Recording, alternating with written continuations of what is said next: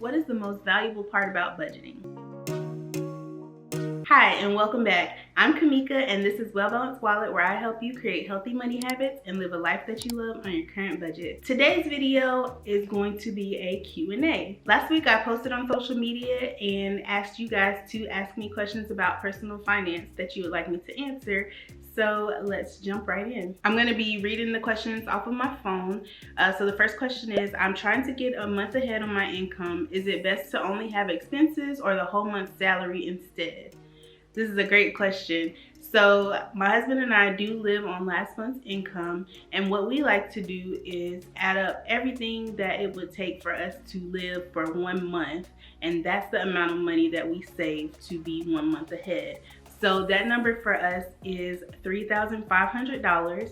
That's how much money we have every single month, and it covers all of our expenses, and then we also have a few savings and sinking funds goals stuck into that amount as well. So the answer to the question is the amount of money that it would take you to live for a month. And if you're looking for a few ways to speed up the process of getting ahead on your expenses, be sure to check out this video. The next question is, if we get this next stimulus check, where should we put it? My answer to this question is simple. Put the money from your stimulus check wherever it needs to go for your family and your situation. I talk a lot on this channel about living the life that you love on your current budget, and that's exactly what I want you to do. Don't let people pressure you into putting your stimulus check towards starting a business or paying down debt or saving or student loans or anything like that if that's not what you want to do with your stimulus check.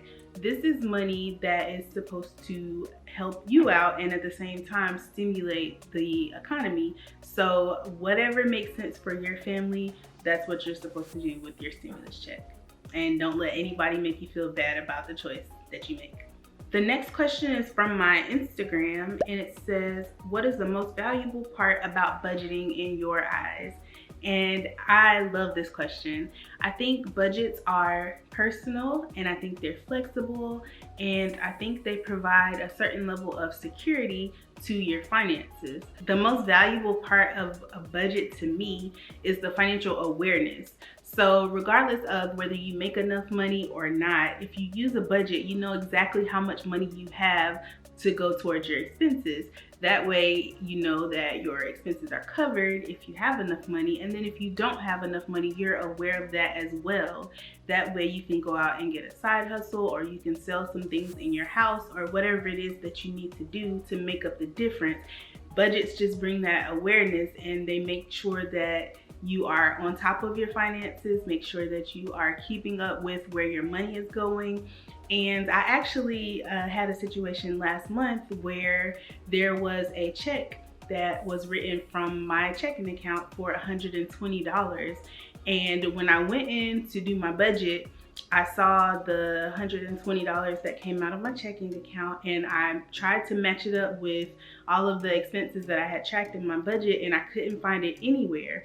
So I called the bank, and it turns out that the bank made a mistake, and somebody's account number was a few numbers off from mine, and their check got pulled from my account instead of theirs.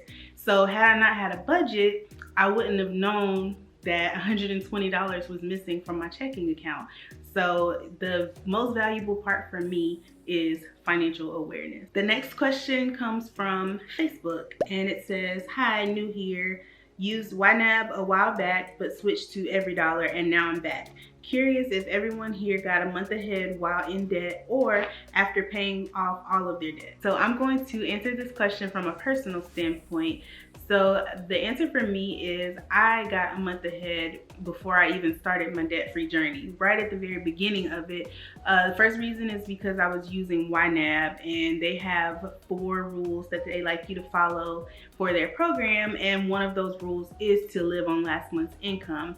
And then the second reason is because I was getting paid once per month, and it was on the very last day of every month. And so it kind of almost put me a month ahead before I got started, but YNAB gave me that push to actually figure out how much my expenses are for the month and to make sure I always have that amount of money before starting the next month. So it is possible to be a month ahead and still be paying off debt. and I would recommend it because it's so easy for us to budget for the whole month on the 1st and then not have to worry about if we have enough money to cover our expenses for the month, because we know that we've already saved the money for that whole month before the month starts. So I recommend getting a month ahead as soon as possible. The next question is, how do you prioritize debts and budgeting when working on growing a startup business? This is a good question, and to answer it, budgeting should be at the top of your priority list regardless of whether you are trying to start up a business or not. Your budget is so important to your financial wellness. So if you are in the process of trying to do a startup business and you do have debt, my suggestion is to use your budget for your personal bills and expenses, and then create a separate budget for your business startup expenses.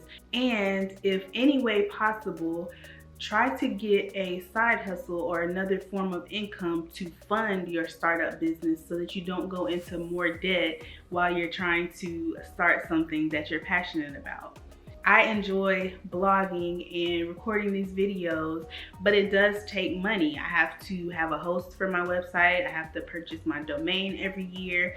And there are a few more expenses that just come along with blogging and creating YouTube videos. So I use money from being a VA, my side hustle, to fund everything that I do for my blog and my YouTube channel. So my blog and my YouTube channel are completely debt-free, and I'm not taking money out of my household expenses to fund it.